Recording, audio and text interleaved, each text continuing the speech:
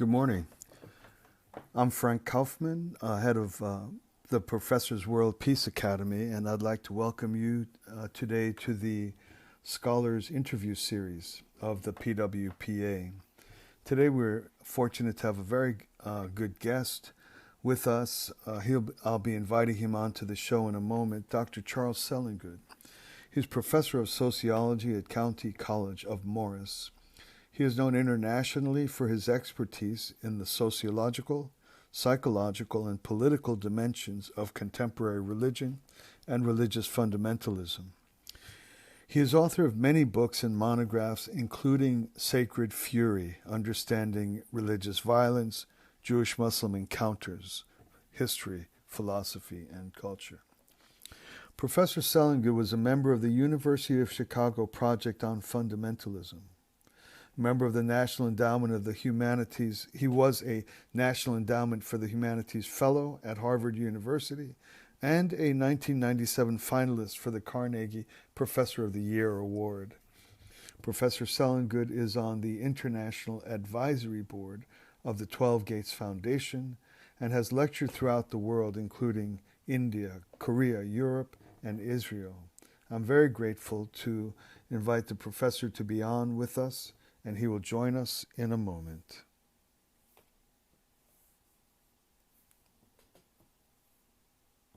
Professor, welcome. Do you hear me fine? Yeah, I wait to make it louder. It's very good. If you can hear me fine, Okay, that's fine. Go ahead. Wonderful, wonderful. Thanks very much for coming on. Prior to bringing you on to the recording here, I've introduced you so our hearers know with whom I'm speaking. One of the main, well, not the main, but one of the prominent parts of how I introduced you included mention of your quite successful book, Sacred Fury. Let me just read a little bit about that, where I found on one of the publisher's sites. It said, "From ISIS attacks to the conflict between Israel and Palestine, Sacred Fury explores the connections between faith and violence in world religions.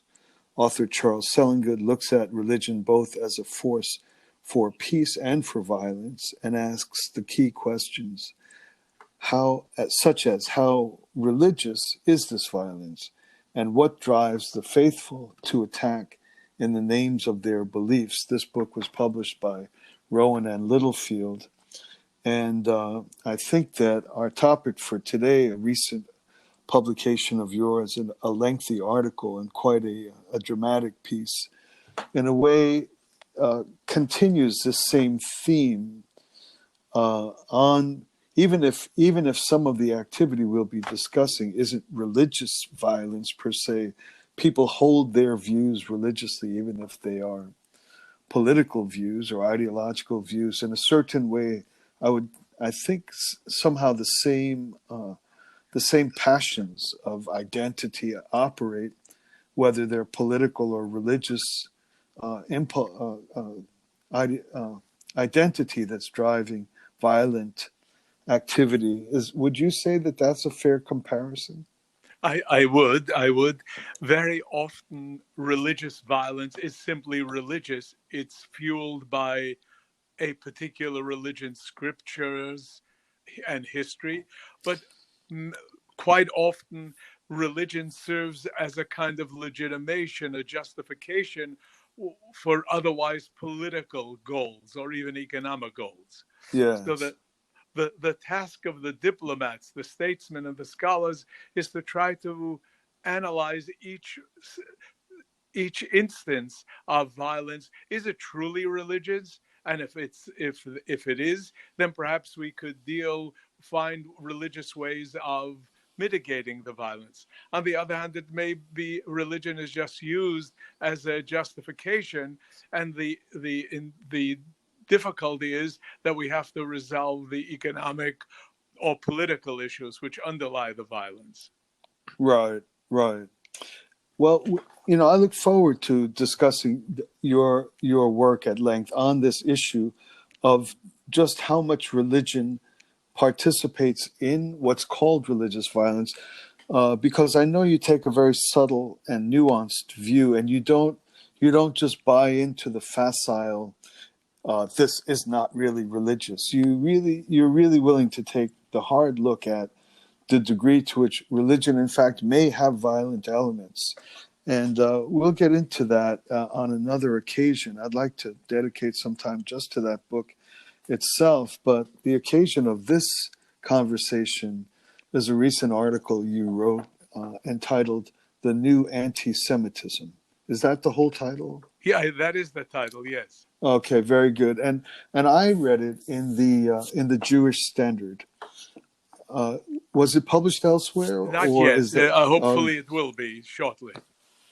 And the standard is what is would be called more a newspaper, a journal, a It's monthly, a newspaper, a weekly published in New Jersey. It's the largest Jewish newspaper in New Jersey for the Jewish community, but it has a wide readership as well in New Jersey and in other areas as well. Okay, great. The reason why I asked is because the article is so long and so complex. It's like a journal article. As I read it, it's very finely nuanced. You cover your commentary with evidence of very serious research, and I couldn't even tell the organ that I was reading. It felt like I was reading a scholarly journal. So it must be an interesting paper. This is the Jewish Standard out of New Jersey. What I want to do is kind of unpack step by step each some of the core elements of what you're writing about. And the other thing that happened to me as I read your piece is I felt and prepared for this interview, I felt quite strongly that this will very likely need to be a two-part interview. So we do not need to rush in any way. I think we'll go 30 or 40 minutes together, and it's almost for sure that we will have to meet again and continue this conversation for at least one more session. Fine. That's yeah, fine. Good.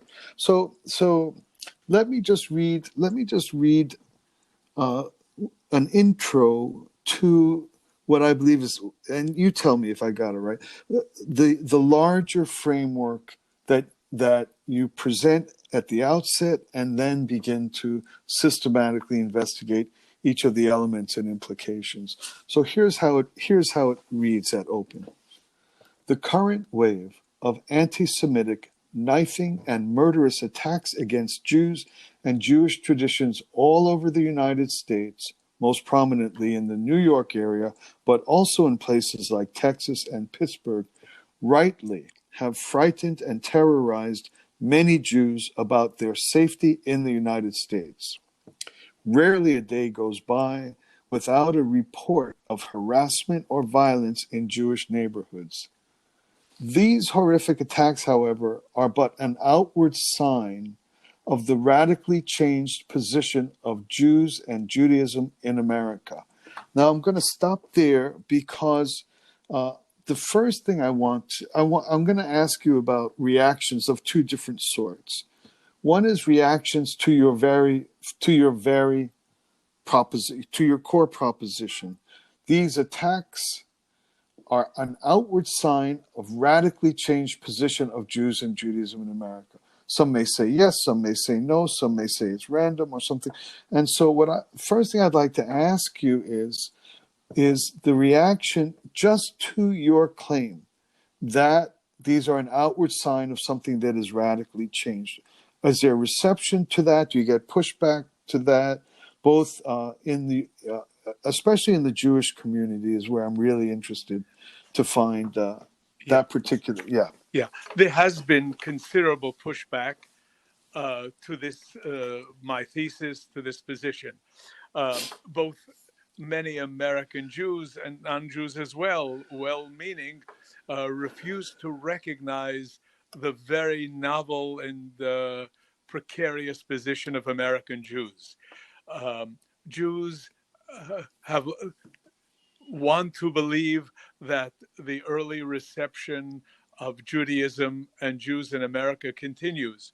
But if you look at the Democratic Party itself, that and the anti-Israeli animus that exists, there you see the real difference. That now, and I hate to say this, almost as if in Nazi Germany, being Jewish itself, or being, I shouldn't say Jewish, being pro-Israel is itself a crime.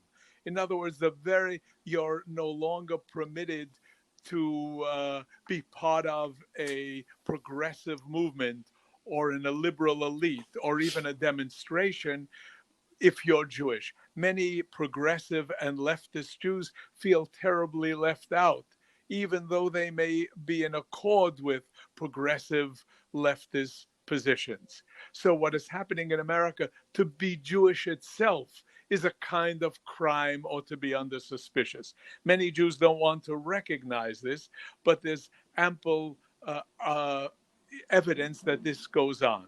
One evidence would be on college campuses where pro-Israeli speakers or ambassadors or even a professor like Alan Dershowitz from Harvard University are shouted down. This is not to deny that all the writers on the Israeli side and all the wrong on the Palestinian, or nothing of the sort. This is both sides have legitimate issues with each other. My point is that the left has become non-pluralistic. It will see all the crimes being committed by the Israeli military, but a refusal to recognize the crimes of Hamas and of the Palestinian terrorism. My point is that what has occurred now on the left is a refusal to see any legitimacy to Jewish rights in the Holy Land. And this is now transferred to the American Jewish community, where Jews are now seen as a marginal and a residual category, where they're seen as being aligned with a colonialist and a terrorist state. This is new. Yeah, this is haunting. And you recall when we were talking casually about your piece, I couldn't get it at all. You said, we got to the point where you said, Frank, just let me send you the article, because and upon reading it, this is something that I'd really like our listeners to catch. Being Jewish itself is a crime. This is something you've identified here. And the pushback will come from, I'm guessing, in the Jewish community that refuse to say that in America, this can never be the case. We can't have parallels to any of the horrific historical societies in which that was the case. Yeah, you put it very well. You put it very well. Particularly for most Jews in America who are identified and very strongly committed to the liberal agenda, to leftist causes. And for good reason. Jews were prominent in the union movement for civil rights and a whole host of workers' rights. So right. I'm going to get to that in a moment, sure. and give our readers some precise language on that. So I don't mean to cut you off because it's your own writing, but I just wanted to start out just on the thesis that in a certain way that there is a rise of classical anti-Semitism in America, and the reaction has been mixed there, and including some real pushback that will not entertain that. Is that so? Or yes, I would say so, and I know it's an unpopular view, but just look at what happened with the even Congressman Ella Omar, who used classical anti-Semitic language. It's all about the Benjamins. And yes. There was really no direct response to this. There was a general response by the Democratic Party to censor any discriminatory language against any religion. But this specific response, and the specific response in many academic settings to Jews who want to join in progressive movements, there isolated. So there's many college students who say, I'm a leftist, I want to protest against the unfair treatment of workers. And they're denied any right to participate because they say, you cannot participate because you're Jewish. You're a colonialist. You're a The racist. very idea of being Jewish is a kind of stigma. And that, I think, is new in American society. I see. Okay, this is incredible. Okay, very good. Now, what I had prepared or want to unfold here with us is, so the first is your main thesis, and it's more a statement of, well, it's autobiographical and it's a statement about America. No, that can never be the case here. And you're arguing in a quite well researched and sophisticated way. Please watch out. This may be unpopular. You may never have thought of this. You may be not connecting the dots, but you are seeing something that pretends to be extremely frightening. And then the article goes, that's correct, right? I think so. Right. Okay. And then the article goes on to list which we've already touched on now, what you identify as the signs of this. So you're defending it by saying, well, push back if you like, but look at this, look at this, look at this, look at this. And you've done that already here on our call a bit. The second thing is the way you connect the dots, the way you analyze your observations. And finally, the way you conclude, are there paths to avert the genuinely horrific negatives? Is this lost? Is it like that? So those are the other areas where you're going to naturally encounter debate, reaction, support, opposition, and so forth. So moving beyond now the broad thesis that we are moving into something that is very frighteningly similar in this unique thing, that being Jewish by identity, by birth, by race, by religion, by the dictates and anticipation of our own faith, is criminal by nature, is emerging in American conversation. And then you begin to introduce the detail. And I could have let you just finish, but I had prepared a little part of the passage that I'm going to read again. Unprovoked, violent attacks are often carried out by racists and deranged individuals, but they are encouraged by the growth of now acceptable anti-Semitic and anti-Israel rhetoric from, and here's the list, leading political officials, including members of Congress and some leading leftist progressive intellectuals. So what you are saying, and what you've just said on the air here and in the article, is the wellspring of these dangerous and horrifying eventualities come from several different sources. One are, sorry, I'm talking too much. This should supposed to be you. I'm sorry. One are debilitating social and psychological pathologies, such as racism and mental derangement. That's one thing that's causing anti-Jewishness. Just pathology, racism, mental derangement. The other one is, that you list on that paragraph I just read, are something what people call dog whistles. They come from both political figures and from other people of influence in American life, such as journalists, academics, and so forth. So can you, let me see.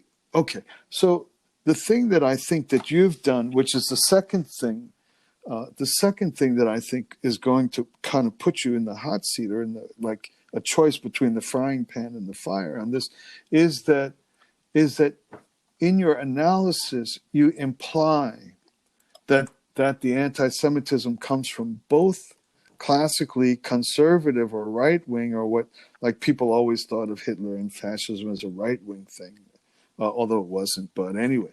But you're saying also it's coming from the left, and that's where I think you may be inviting real trouble to yourself from your readers and listeners. Yeah.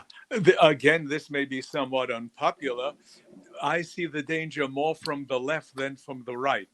The right are violent, and there are many cases of in the synagogue in Texas, in the suburbs of New York City, in California. I don't deny or minimize in the slightest right-wing violence from extreme groups. But my concern is that the left, because of its political power and its being a political elite and its access to the media, is really more dangerous. So the violence is on the right, but the reconstruction, the redefinition of anti-Jewish rhetoric and treatment is more dangerous from the left because of their elite power. So many liberals, and including Jewish liberals, refuse to recognize this, and would prefer just to zero in on really a kind of working class racism or anti-Semitic extremism of Christian identity or the remnants of the Ku Klux Klan. And again, I repeat, this is very serious, but the legitimation for a lot of this comes from the liberal elements who have now redefined Jews and Judaism as a unnecessary and residual and colonialist entity in America. Mm-hmm. Mm-hmm. Very good. So here's the interesting thing, that in your observation, you're seeing a greater and more somehow with greater power to manifest itself in the full dangers or horrors of anti-Semitism is more arising in the left. That yes, there's plain old what you call working class, kind of old-fashioned from days of I don't know, rural Christian bigotry or something like that. That's there, and that's can be activated. But you're saying that the kind of the web of the elite left that controls a lot of how Americans think, that's where a greater danger is being put in place, and that's what's new, or that's what's you're kind of raising the alarm on. So a lot of the anti-Semitic attacks were carried out by disturbed, deranged individuals, for sure. Lots of people are deranged, but they don't do necessarily anti-Semitic acts or violence. What the liberal elite has done is, or the progressive elite, I would say, is provide a kind of justification, a background which legitimates or encourages these disturbed individuals to take on this violent activity. In other words, it's not just the derangement that results in violence. It's the derangement in the context and the umbrella of legitimacy that the progressive elites have provided. Very, very good, very good, and finally, I'm going to go into that. It would be one thing if the victims of the rhetoric perpetrated by whom you've identified as the progressive elite, if the victims were simple, good old-fashioned targets of the leftist elite, the guy with the rifle in his gun rack in his truck, or the what do you call it, the Confederate flag draping off the back of your truck, or like you have your classic objects of scorn and derision from the leftist elite. That's one thing, that if their rhetoric is causing displacement or violence against that group, there's something that that happens. They don't like them anyway. But when you take a community that has classically spearheaded liberal thought and liberal political activism, that's what's so elusive about what you're putting right forward. And the tragedy for the Jewish community is that that the bulk of the Jewish community, which you pointed out as well, so historically and even in contemporary times allied with the progressive and liberal worldview, refused to recognize this new emerging danger. And if you read a lot of Jewish commentators on the violence, they end up blaming President Trump and his rhetoric. So President Trump has done more for the state of Israel, and his own family members some of them are observant Jews. But this is all forgotten. There is a kind of psychological denial or refusal to recognize this new reality because it challenges the identity of most Jews who are identified with the progressive left. So there's a kind of almost sad refusal to recognize that that the people who we were once so associated with are now rejecting us. And there's a denial that things have gotten this bad. So the tragedy is both for American society and the danger it represents, because it begins with the Jews, but it never stops with the Jews. But it's also very sad for the Jewish community living in this terrible illusion that things are all the way it always was, and it's just these extreme racist radicals or the extreme Republican right that is the problem. And this is a kind of, the cognitive dissonance for the Jewish community is so great. And one of the ways of dealing with this dissonance is to deny the reality. And in my view, that is what is going on. It's dangerous. Any denial of reality is always dangerous. Like a smoker of decades to suddenly have a wheezing cough. It's just not paying attention to something that needs attention. I'd like to read a paragraph about from within your piece, and also this article will be linked in the podcast publication, so the readers can go take it in, which I highly recommend. So another part of this, you write, and here's what we were just talking about. Many American Jews, the majority of whom were and are staunch supporters of liberal and progressive democratic political movements, understandably refuse to recognize the radically different and in my view now precarious situation of American Jewry. Liberalism is progressive politics, and its support for unions, minority rights, and the working class was the natural home for the masses of Jewish immigrants, and this stance continued for generations. So it isn't only just religious identity or faith identity or rootedness in the kind of texture of love that religion is. I got it from my mom and dad. I was on my dad's knee in the synagogue. Like being a Jew, just like being any religion, is the fullness of our happiness.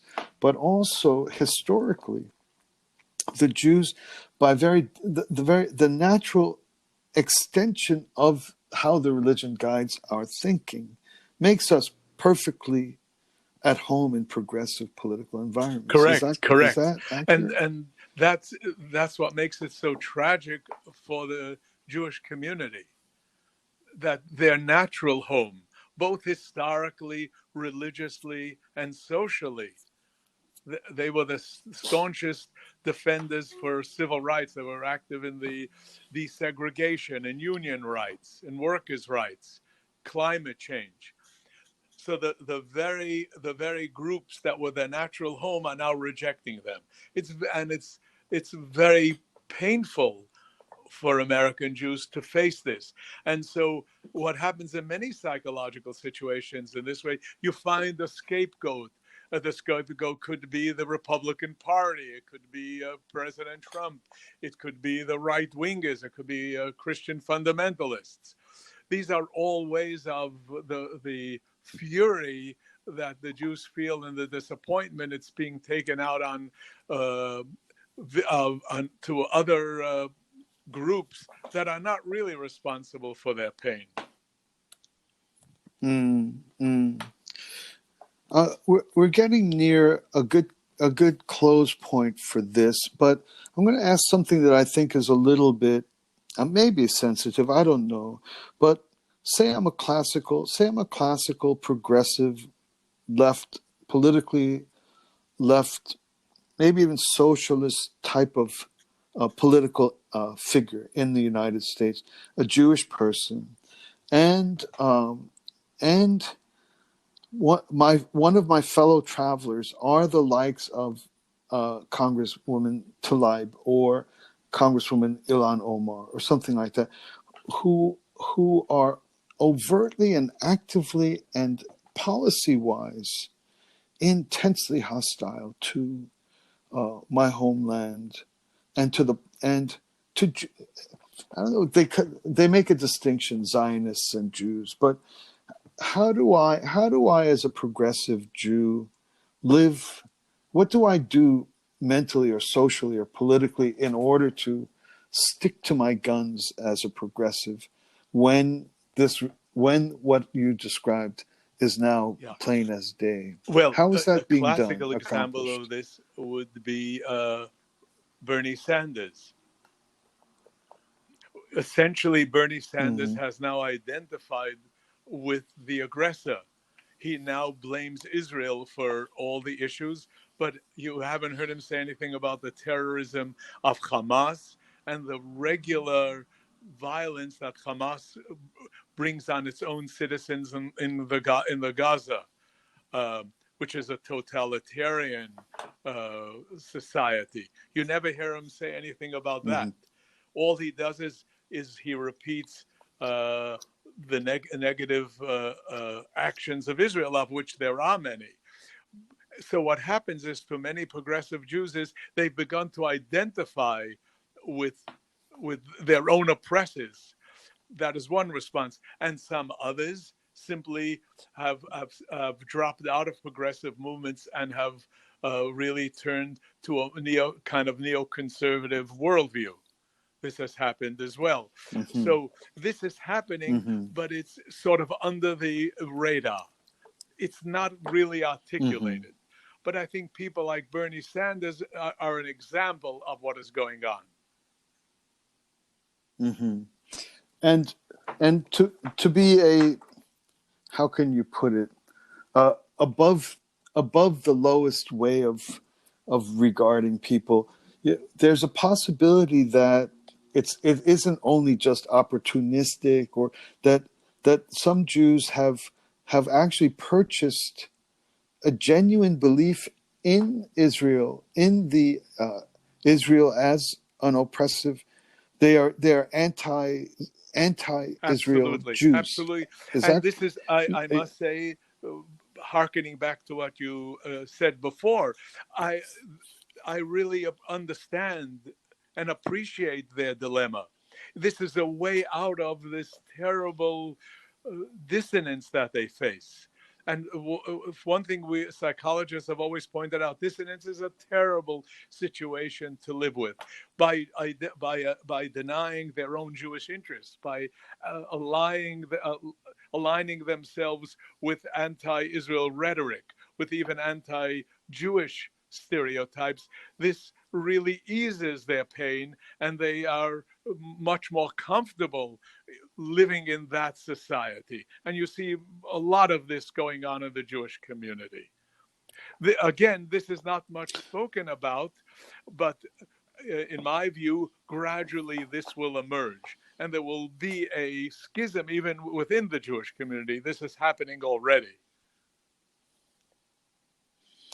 And is there a kind of a generalized, how does this affect my Jewishness at home, my religion, my religious Jewishness, my life of faith and prayer, and the how does that and I guess an attendant question is, are those who have adopted an anti-Zionist or kind of anti-Israel political stance, is there any relationship between how you are religiously? Essentially, there are three responses that Jews have had to this current situation. One is a return to religion. So people who might not have been observant or faith was not that central to their life return to synagogues, take up Jewish studies, and send their children to Jewish schools. That's one response. Another response, the other extreme, was that thousands of Jews are now leaving Judaism and actually converting to Christianity or to Buddhism. They're now Jews by birth, but non-Jews by choice, and actually aligning themselves, converting. Jews for Jesus would be an example of this. The Jews are very prominent in Buddhist movements in America. Some of the leading people in politics now have converted. The leading lawyer for one of the leading lawyers in the impeachment trial was born Jewish, as a leader of evangelical Christianity. So that's one. That's the other response, and the third possibility is actually joining in the progressive worldview and seeing Israel as a racist colonial state, which should be eliminated. So these are the three possible responses, and we see examples of this all the time. So there's still a way to be strongly practicing or observant Jew and still be a part of the liberal mind frame that finds Israel as a big villain and a big oppressor. Not. In other words, there's a real split. All data shows that the Jews who are active religiously have moved away from progressive movements. You still see remnants of that, but gradually this is dying out. In other words, you see this increasingly where non-Orthodox Jews voted for the Democratic Party. Religious Jews, people who went to synagogue regularly, voted Republican. I see. And gradually, some of those Jews will convert to Christianity and or drop their Jewish identity. And again, Bernie Sanders would be a kind of example of that type. This is the most outward, right? He's very much allied with Congressman Elon and with AOC. This would give you an example of this new change. Yeah, it's extremely fascinating, extremely rich and complex. One of the genuinely most intricate and complex realities that you've just described. And if it didn't have elements of extremely serious historical horror lurking at the door, one is tempted to just be intellectually fascinated by it, but it's not legitimate just to have that distance from the phenomenon you're describing. There's too much at stake, but it's truly fascinating what you're describing. Yeah. So, Professor, I really am grateful for your time and your steady work that doesn't shy away from the difficult areas of study, and is always seeking a kind of the genuine, like that which is deeply relevant at a life and death level of, and that's how scholars should really take up their work. That's what we count on you for. So thank you for being with us today, and I really look forward to a next opportunity to talk further Thank you with very you much, on and have a another good day. occasion. Thank you.